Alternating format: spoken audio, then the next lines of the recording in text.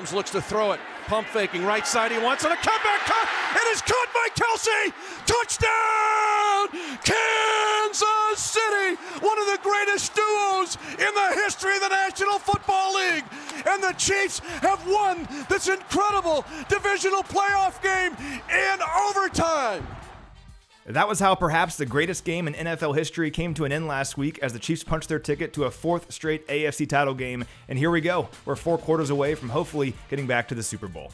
Hey everyone, and welcome into our game preview this week presented by Crown Royal. My name is Matt McMullen, and this week we're joined by Matt Hasselbeck from ESPN. He was also, of course, a quarterback in this league for a very long time. Matt, how's it going, man? How are you? Yeah, 18 years in my first year. You know who my quarterback coach was in Green Bay, Wisconsin?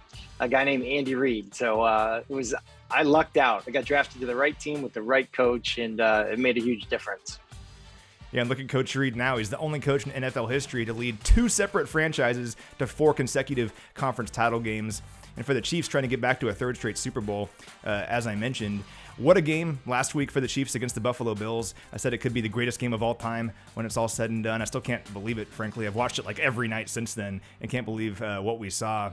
And that kind of leads into my first question for you because the Chiefs offense is playing at such a high level right now. We saw that throughout that Bills game and really in the last 2 minutes in overtime. They're facing this Bengals defense here that's been pretty stingy during this postseason. Patrick Mahomes is playing at such a high level right now. He's thrown for at least 300 yards and 3 touchdowns and completed 75% or more of his passes in each of his 2 postseason games this year. No quarterback in NFL history has ever done that in back-to-back postseason games. How can Mahomes and the Chiefs offense keep this going here against this Bengals defense? Yeah, Patrick Mahomes in the playoffs is 8-0 against people not named Tom Brady, 7-0 against first rounders, and 5-0 against teams that passed on him in the draft. And as you know, the Bengals picked 1 pick before the Chiefs picked Patrick Mahomes in that draft. You mentioned that 75%. That number jumps up to 85% when you're talking about when he targets Travis Kelce and Tyreek Hill. And so I just think Andy Reid and company, Eric Bieniemy, they have it rolling right now. A lot of times in the NFL, we talk about getting hot at the right time. The Chiefs, no doubt, are getting hot at the right time. And there is something to the momentum that you can carry from one game to the next. So that finish was really incredible. I think what's going to happen is there's not going to be a lot of blitzing in this game. And for either team, neither one of these defenses blitzes too much. So just playing zone coverages. And then when you do run into the man coverages, making sure that they don't let Patrick Mahomes use his legs to extend plays. Because I don't care who you are. You can't cover the wide receiver group of the Kansas City Chiefs on the first play, as they call it. But when the play breaks down, it's the second play. That's next to impossible. And Matt, that's what you hear out of the Cincinnati Bengals defense right now. You hear them in all their press conferences, all their defensive backs are saying this. We have to cover them on the first play and the second play. And they're talking about one play. They're talking about Patrick Mahomes, the rhythm thrower, the guy who gets it out quick. And then they're also talking about if it didn't happen, you have to stay on your man. You might have to cover for, instead of 2.5 seconds, you might have to cover for 6.5 seconds. And that's the challenge against Mahomes and the Chiefs.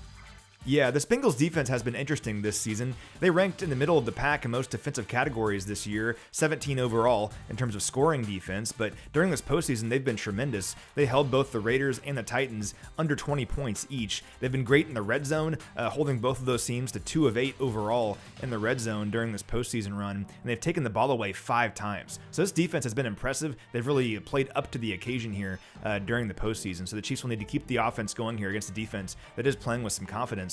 Now, speaking of confidence and speaking of good offenses, the Bengals certainly have a very solid offense as well, led by their tremendous young quarterback and Joe Burrow. What a season for him. He throws for 34 touchdowns this year and leads the NFL in completion percentage. He threw for 348 yards last week against the Tennessee Titans, so he can certainly fling it. And also, he has lots of playmakers at his disposal. Guys like Jamar Chase, we of course saw him back in Week 17. He had a big game against the Chiefs. How can the Chiefs slow down Burrow and all his offensive playmakers here in this one? Well, they give up a lot of sacks. No quarterback in the NFL has been sacked more than Joe Burrow. And so that's something. Last week, he got sacked 9 times. I will say this, one of the best things about Joe Burrow, though, even though he's been sacked 62 times this year, he's only lost 2 fumbles. And so while sacks are drive killers, fumbles are game losers. Like, you lose games fumbling, and he's done a great job. He has 2 hands on the ball. He protects that ball. He's athletic in the pocket. But if that pass rush for the Chiefs, when they come to get those sacks, and they'll have plenty of opportunities, if they can go for the football instead of just going for the sack, That's how they can slow down this offense. And they have weapons all over the place, and they spread you out. Jamar Chase is the wide receiver that everyone's going to talk about because his numbers are unbelievable. But the guy who flies under the radar is number 83, Tyler Boyd. And he's their inside receiver. He's their third down receiver. And I would say about 75% of his passes, he catches on a linebacker. He is not afraid to be down in there with those linebacker types in the middle of the field.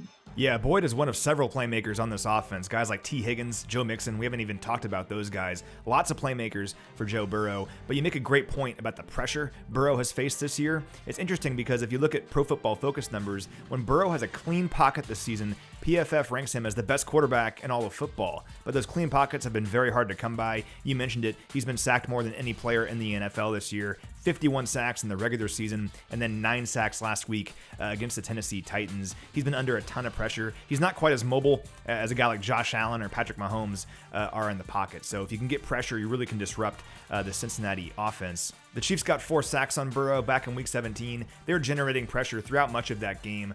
So hopefully they can get some more pressure here on him in this one. And like you said, maybe some forced fumbles on those sacks as well.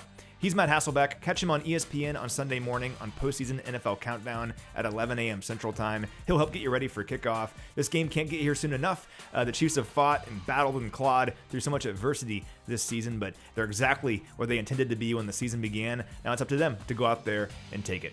Matt, awesome stuff, man. Really appreciate your time. Thank you.